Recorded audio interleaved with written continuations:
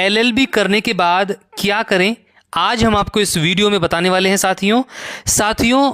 कानून की पढ़ाई यानी एलएलबी पूरी करना कोई छोटी उपलब्धि नहीं है साथियों। यह समाज को समझने, न्याय दिलाने और व्यवस्था को सुचारू रूप से चलाने का एक शक्तिशाली साधन है। अक्सर छात्रों के मन में यह सवाल रहता है कि एलएलबी तो कर ली, अब आगे क्या करना है। समाज में एक आम धारणा है कि लॉ करने के बाद व्यक्ति केवल काला कोट पहनकर अदालत में बहस कर सकता है, लेकिन यह सच्चाई का मात्र एक छोटा सा हिस्सा है। आज के दौर में एक लॉ ग्रेजुएट के लिए जितने अवसर मौजूद हैं उतने शायद ही किसी अन्य क्षेत्र में होंगे। सरकारी नौकरी से लेकर प्राइवेट सेक्टर, कॉरपोरेट जगत से लेकर भारतीय सेना तक हर जगह लीगल एक्सपर्ट्स की भारी मांग है। अगर आपने एलएलबी पूरी कर ली है या करने वाले हैं तो ये वीडियो आपके आत्मविश्वास को आसमान तक पहुंचा देगा साथियों। इस वीडियो को देखने के बाद आपको अपने करियर का रास्ता बिल्कुल साफ नजर आएगा। तो वीडियो को शुरू करें उससे पहले आप हमारे चैनल को सब्सक्राइब कर लीजिएगा ताकि आपको इसी प्रकार के वीडियो मिल सकें। तो चलिए शुरू करते हैं। इसमें पहला जो काम है, 8 हम आज काम बताने वाले हैं आपको करियर के। पहला काम है लिटिगेशन या पारंपरिक वकालत। यह कानून के क्षेत्र का सबसे जाना माना और पारंपरिक चेहरा है। अगर आपको बहस करना, कानूनी दावपेच खोजना और कोर्ट रूम की कार्यवाही रोमांचित लगती है तो यह क्षेत्र आपके लिए है साथियों। और आपको शुरुआत कैसे करनी है? एलएलबी पूरी करने के बाद सबसे पहले आपको अपने राज्य के स्टेट बार काउंसिल में रजिस्ट्रेशन कराना है। उसके बाद आपको प्रैक्टिस शुरू करने के लिए बार काउंसिल ऑफ इंडिया द्वारा आयोजित ऑल इंडिया बार एग्जामिनेशन पास आपको करनी है। इसके मतलब ये कंपलसरी है।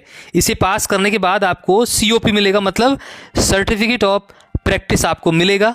आपके प्रैक्टिस के क्षेत्र क्या होंगे उसमें? फिर आप क्रिमिनल लॉ यानी हत्या, चोरी, धोखाधड़ी जैसे आपराधिक मामलों की आप पैरवी कर सकते हैं। अब इसमें सिविल लॉ, संपत्ति विवाद, तलाक, पारिवारिक मामले और कॉन्ट्रैक्ट के उल्लंघन से जुड़े मामले आप ले सकते हैं। Taxation law, income tax, GST और कस्टम से जुड़े मामलों में क्लाइंट्स को सलाह देना और कोर्ट में उनका पक्ष रखने का काम कर सकते हैं। कंज्यूमर लॉ, उपभोक्ता अदालतों में ग्राहकों के अधिकारों की लड़ाई आप लड़ सकते हैं। काम करने का तरीका क्या होगा? शुरुआत में किसी सीनियर और अनुभवी वकील के अंडर में आपको काम करना चाहिए। काम बेहतर मतलब ये करना बहुत बेहतर रहेगा। इससे आपको कोर्ट की प्रक्रिया, ड्राफ्टिंग, कानूनी दस्तावेज बनाना और केस फाइलिंग के व्यवहारिक गुण आप वहाँ पर सीख लेंगे। इसमें स्कोप और कमाई क्या रहेगी? इस क्षेत्र में शुरुआत में संघर्ष और कमाई कम होती है, लेकिन जैसे जैसे आपका नाम और अनुभव बढ़ता है आपकी फीस लाखों रुपए तक प्रति पेशी पहुँच सकती है। दूसरा इसमें कार्य कौन सा है? न्यायिक सेवा, जुडिशियल सर्विसेज, पीसीएस और जज साहब बनना। एक लॉ ग्रेजुएट के लिए सबसे प्रतिष्ठित, सम्मानजनक और शक्तिशाली पदों में से एक है न्यायाधीश बनना। अगर आप समाज में सीधा न्याय स्थापित करना चाहते हैं और सरकारी सुविधाओं के साथ एक रुतबे वाली जिंदगी चाहते हैं तो यह सर्वश्रेष्ठ विकल्प है। इसकी प्रक्रिया क्या रहेगी? भारत के सभी लगभग हर राज्य का लोक सेवा आयोग या उच्च न्यायालय इस परीक्षा का आयोजन कराता है। इसमें लगभग आजकल एक्सपीरियंस भी मांगते हैं। इसे पास करने के बाद आप सीधे सिविल जज, जूनियर डिवीज़न या मजिस्ट्रेट बन सकते हैं। परीक्षा का पैटर्न, यह परीक्षा आमतौर पर 3 चरणों में होती है। पहला प्रारंभिक परीक्षा, प्रीलिम्स, और यह ऑब्जेक्टिव टाइप होती है। इसमें IPCC, RPC, BNS, BNSS, evidence act, Hindi, English का आपको ज्ञान होना चाहिए। इसके बाद होती है मेन परीक्षा जो लिखित होती है, डिस्क्रिप्टिव होती है, जिसमें कानूनी विषयों, भाषा, निबंध, अनुवाद और ड्राफ्टिंग की गहराई से आपके सवाल पूछे जाते हैं। उसके बाद होता है इंटरव्यू। इसमें उम्मीदवार के व्यक्तित्व और आत्मविश्वास और व्यावहारिक कानूनी ज्ञान की परख इसमें ली जाती है। इसमें स्कोप क्या है? एक सिविल जज के रूप में शुरुआत करने के बाद अनुभव और विभागीय पदोन्नति के आधार पर आप जिला जज और भविष्य में हाईकोर्ट के न्यायाधीश बन सकते हैं। सरकारी नौकरियां, तीसरा विकल्प है सरकारी नौकरियां। एलएलबी करने के बाद सरकारी क्षेत्र में ढेरों नौकरियां हैं जो शानदार सैलरी और जॉब सिक्योरिटी को पावर देती हैं। पहला सहायक लोक अभियोजक है ना, मतलब एपीओ, एपीपी। ये क्या होता है? सहायक लोक अभियोजक वह सरकारी वकील होता है जो मजिस्ट्रेट कोर्ट में राज्य सरकार की तरफ से आपराधिक मुकदमों की पैरवी करते हैं। इसकी चयन की प्रक्रिया क्या है? राज्यों के लोक सेवा आयोग या फिर हाई कोर्ट्स जो एग्ज़ाम इसकी कराते हैं, जैसे यूपीएससी, आरपीएससी, जिनकी एपीओ की और एपीपी की भर्ती करवाते हैं, और उसके बाद इंटरव्यू इसमें होता है। इसके फ़ायदे क्या होंगे? इसमें आपको अपना प्राइवेट ऑफिस या क्लाइंट्स नहीं ढूंढने पड़ेंगे, या सरकार आपको वेतन देती है और मुकदमों की फाइलें सीधे पुलिस विभाग से आपके पास आती हैं। इसमें अगला है जज एडवोकेट जनरल आप बन सकते हैं, भारतीय सेना में अधिकारी बन सकते हैं अगर आपके अंदर देशभक्ति का जज्बा है और आप भारतीय सेना में क्लास 1 ऑफिसर बनना चाहते हैं तो JAG मतलब जज एडवोकेट जनरल एंट्री आपके लिए है। इसकी योग्यता, आपकी उम्र आमतौर पर इसमें 21 से 27 वर्ष के बीच होनी चाहिए। बाकी आप राज्यों के अनुसार कहीं पर मतलब आप नोटिफिकेशन जरूर देख लीजिएगा उम्र का। इसमें कम से कम आपको 55% अंक LLB होने चाहिए। बाकी आप नोटिफिकेशन आता है उसको ज़रूर देखिएगा। प्रक्रिया कह रही है कि सबसे अच्छी बात यह है कि JAG बनने एंट्री के लिए कोई लिखित परीक्षा नहीं होती, सीधे SSB इंटरव्यू के लिए बुलाया जाता है। SSB पास करने वालों का मेडिकल होता है और फिर वे सेना में सीधे लेफ्टिनेंट की रैंक पर भर्ती होते हैं। यह सेना की लीगल विंग है जो कोर्ट मार्शल और सैन्य कानूनों से जुड़े मामले देखती है। इसी में है बैंकों में लॉ ऑफिसर, IBPS जो SO specialist officer, law officer की जो वैकेंसी निकलती है।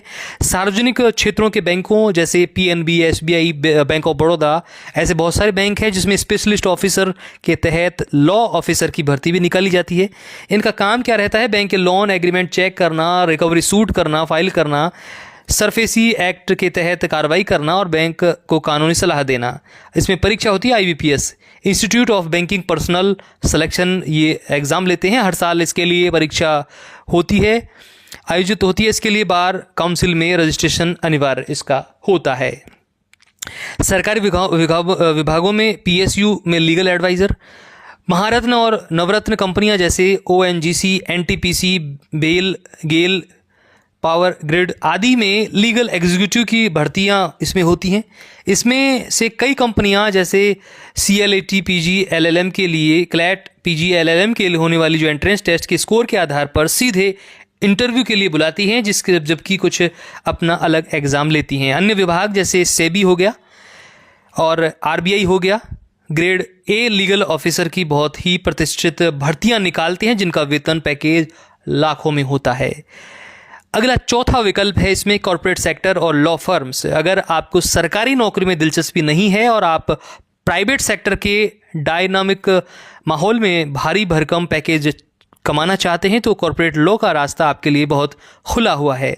कॉर्पोरेट इसके अंदर आपको corporate counsel, in house legal adviser, हर छोटी बड़ी प्राइवेट कंपनी जैसे रिलायंस हो गया, टाटा हो गया, इन्फोसिस, अमेजोन को अपनी व्यावसायिक गतिविधियों को कानूनी रूप से सही रखने के लिए वकीलों की ज़रूरत होती है। इनका काम क्या होता है, उदाहरण से समझते हैं। मान लीजिए कंपनी कोई नया प्रोडक्ट लॉन्च कर रही है या किसी दूसरी कंपनी को खरीद रही है, तो इन हाउस वकील यह सुनिश्चित करता है कि कंपनी किस दूसरे के ट्रेडमार्क का उल्लंघन तो नहीं कर रही, कर्मचारियों के कॉन्ट्रैक्ट सही हैं या फिर नहीं है, और सरकार के सभी नियमों का पालन हो रहा है या फिर नहीं हो रहा। इसमें आपको कोर्ट नहीं जाना पड़ता बल्कि आप कंपनी के ऑफिस में बैठकर कॉर्पोरेट मामलों को संभालते हैं। लॉ फर्म्स, भारत में कई Tier 1 लॉ फर्म्स हैं जो कि इसमें आप काम कर सकते हैं। ये फर्म्स अपनी बड़ी कंपनियों को कानूनी सेवाएं देती हैं। अगर आप अच्छे कॉलेज से पास आउट हैं मतलब और आपकी ड्राफ्टिंग तथा रिसर्च स्किल मजबूत है तो आप इन लॉ फर्म्स के अंदर लाखों के पैकेज, शुरुआत में 10-15 लाख तक का पैकेज की नौकरी आप ले सकते हैं। पांचवा विकल्प है वैकल्पिक विवाद समाधान। आज के समय में कोर्ट में मुकदमों का भारी बोझ है और एक फैसला आने में सालों लग जाते हैं, कई साल लग जाते हैं। ऐसे में बड़ी कंपनियां और व्यक्ति अपने विवादों को कोर्ट के बाहर सुलझाना पसंद करते हैं। यहीं पर ADR का स्कोप आता है। इसमें मध्यस्थता, आप एक आर्बिट्रेटर के रूप में काम कर सकते हैं। उदाहरण के लिए मान लीजिए अगर दो कंपनियों के बीच में कोई कॉन्ट्रैक्ट को लेकर विवाद हो गया है तो वे कोर्ट जाने के बजाय एक लीगल एक्सपर्ट को चुनती हैं, आर्बिट्रेटर को चुनती हैं। वह दोनों पक्षों को सुनकर एक फैसला सुनाता है जो दोनों को बाध्यकारी होता है। इस प्रक्रिया में फीस बहुत कम लगती है। मीडिएशन, आप एक मीडिएटर बनकर दो पक्षों जैसे पति पत्नी, बिजनेस पार्टनर्स के बीच समझौता कराने का काम कर सकते हैं। छठा विकल्प है उभरते हुए और आधुनिक कानूनी क्षेत्र। कानून का दायरा केवल अपराध और जमीन के झगड़ों तक सीमित नहीं है साथियों। तकनीक के विकास के साथ नए क्षेत्र बहुत हैं, जैसे साइबर लॉ हो गया। डिजिटल युग में ऑनलाइन फ्रॉड, डेटा चोरी, हैकिंग और सोशल मीडिया से जुड़े अपराध तेजी से बढ़ रहे हैं। साइबर लॉ एक्सपर्ट्स की मांग पुलिस विभागों, आईटी कंपनियों और बैंकों में बहुत अधिक है। आप एक साइबर लॉयर बनकर कंपनियों को डेटा प्राइवेसी और साइबर सुरक्षा कानूनों पर सलाह दे सकते हैं।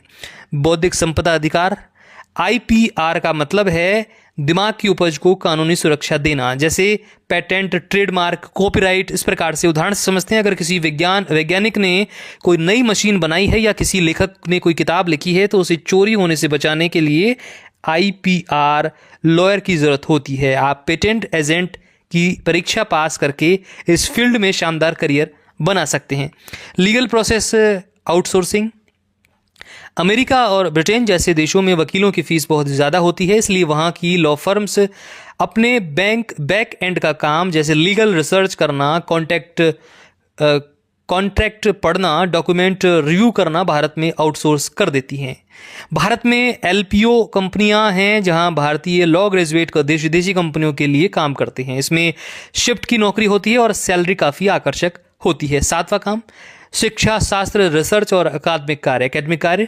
अगर आपको पढ़ने और पढ़ाने का शौक है तो शिक्षा के क्षेत्र में कानून के जानकारों का भविष्य बहुत उज्जवल है। एलएलएम और प्रोफेसरशिप, एलएलबी के बाद आप 1 या 2 साल की मास्टर डिग्री कर सकते हैं। इसके बाद यूजीसी नेट परीक्षा पास करके आप किसी भी सरकारी या प्राइवेट कॉलेज में, लॉ कॉलेज में असिस्टेंट प्रोफेसर बन सकते हैं। प्राइवेट यूनिवर्सिटीज़ जैसे अमेठी जैसे हो गया और भी जैसे कई यूनिवर्सिटी हैं अच्छे लॉ प्रोफेसर्स को बहुत ऊंचे पैकेज देती हैं। लीगल रिसर्चर, हाई कोर्ट और सुप्रीम कोर्ट के जजों को अपने फैसलों में मदद के लिए लॉ क्लर्क या लीगल रिसर्चर की ज़रूरत होती है। इसके लिए हर साल हाई कोर्ट और सुप्रीम कोर्ट भर्तियां निकालते हैं। यह जज साहब जजों के साथ करीब से काम करने और कानून की गहरी समझ विकसित करने का शानदार अवसर है। सबसे लास्ट, मीडिया, लीगल जर्नलिज्म और सोशल वर्क। एक लॉ ग्रेजुएट समाज को जागरूक करने में बहुत बड़ी भूमिका निभा सकता है। लीगल जर्नलिज्म इसमें कर सकता है। आज के दौर में लीगल रिपोर्टिंग एक बहुत बड़ा क्षेत्र बन गया है। सुप्रीम कोर्ट या हाई कोर्ट में क्या बहस हुई, कौन सा नया कानून पास हुआ, उसका आम आदमी पर क्या असर होगा, इसे आम भाषा में जनता तक पहुंचाने का काम लीगल जर्नलिस्ट करते हैं। आप प्रमुख मीडिया हाउसेज, न्यूज़ पोर्टल्स जैसे बार, बेंच, लाइव लॉ या खुद के डिजिटल मीडिया ब्रांड के साथ जुड़कर लीगल कंटेंट क्रिएशन कर सकते हैं। एनजीओज और मानवाधिकार, समाज के पिछड़े वर्गों, महिलाओं, अगर आप समाज के पिछड़े वर्गों जिसमें महिलाओं या पर्यावरण के लिए काम करना चाहते हैं तो राष्ट्रीय अंतर्राष्ट्रीय स्तर के एनजीओ हैं कई, जो लीगल एडवाइज़र या प्रोजेक्ट ऑफिसर के तौर पर आप उसमें जुड़ सकते हैं। राजनीति और नीति निर्माण, भारत का इतिहास गवाह है कि देश के सबसे बड़े राजनेता और स्वतंत्रता सेनानी जैसे महात्मा गांधी, BR अम्बेडकर, जवाहरलाल नेहरू, अरुण जेटली वकील ही रहे हैं। कानून की समझ आपको एक बेहतरीन राजनीतिक रणनीतिकार और नीति निर्माता बनाती है। अब बात करते हैं सफलता के लिए कुछ ज़रूरी बातें आपको बता देते हैं। LLB के बाद इन सभी क्षेत्रों में अपार स्कोप हैं, लेकिन सफलता उन्हीं को मिलती है जो खुद को अपडेट रखते हैं। आपको लीगल रिसर्च और स्किल आपको अपडेट रखनी है। आपको SCC ऑनलाइन, मनुपात्रा या इंडियन कानून जैसे सॉफ्टवेयर का इस्तेमाल आपको करना है ताकि आपकी लीगल नॉलेज बढ़ सके। अगला, ड्राफ्टिंग, आपको आपकी भाषा हिंदी या अंग्रेजी दोनों पर अच्छी पकड़ आपको बनानी चाहिए। एक वकील के लिखे शब्द ही कोर्ट में उसकी सबसे बड़ी ताकत होती है। नेटवर्किंग आपको बनानी है। कानूनी पेशे में जनसंपर्क बहुत मायने रखता है साथियों। अपने सीनियर्स, साथी, वकीलों और क्लाइंट्स के साथ अच्छा व्यवहार और नेटवर्किंग आपको बनाए रखनी है। तो साथियों, LLB करने के बाद आप बेरोजगार नहीं बैठ सकते, बशर्ते आपको सही रास्ते की जानकारी होनी चाहिए। कानून की डिग्री एक मास्टर चाबी की तरह होती है जो करियर के हर दरवाजे को खोल सकती है। चाहे आप जज साहब की कुर्सी पर बैठे, सेना में ऑफिसर की वर्दी पहने, किसी कॉर्पोरेट कंपनी के एयर कंडीशनर ऑफिस में काम करें या फिर लीगल जर्नलिज्म के जरिए लाखों लोगों तक अपनी आवाज़ पहुंचाएं। विकल्पों की कोई कमी नहीं है। ज़रूरत है तो बस अपने इंटरेस्ट को पहचानने की। किसी एक क्षेत्र को चुनें, उस पर पूरा फोकस करें, लगातार सीखते रहें और पूरी ईमानदारी के साथ मेहनत करें। कानून का क्षेत्र आपको इतना सम्मान, पैसा और रुतबा देगा जिसकी आपने कल्पना भी नहीं की होगी। अपने कानूनी सफ़र की इस नई शुरुआत के लिए आपको बहुत बहुत शुभकामनाएं। आपका कोई सवाल हो आपके करियर को लेकर तो आप हमें इसमें कमेंट करके पूछ सकते हैं। हम उसका उत्तर देने की कोशिश करेंगे। और आपको बता दें, ये वीडियो हम केवल और केवल एजुकेशनल पर्पस से बनाते हैं ताकि आप कानून के प्रति जागरूक हो सकें। आपने चैनल को सब्सक्राइब नहीं किया है तो इसे सब्सक्राइब कर लीजिएगा ताकि आपको इसी प्रकार के वीडियो मिलते रहें। मिलेंगे अगले वीडियो में इसी प्रकार की जानकारी के साथ। तब तक के लिए मुझे इजाज़त दीजिए। नमस्कार, जय हिंद, जय भारत, वंदे मातरम, सत्यमेव जयते। हमेशा सत्य का साथ दें। धन्यवाद।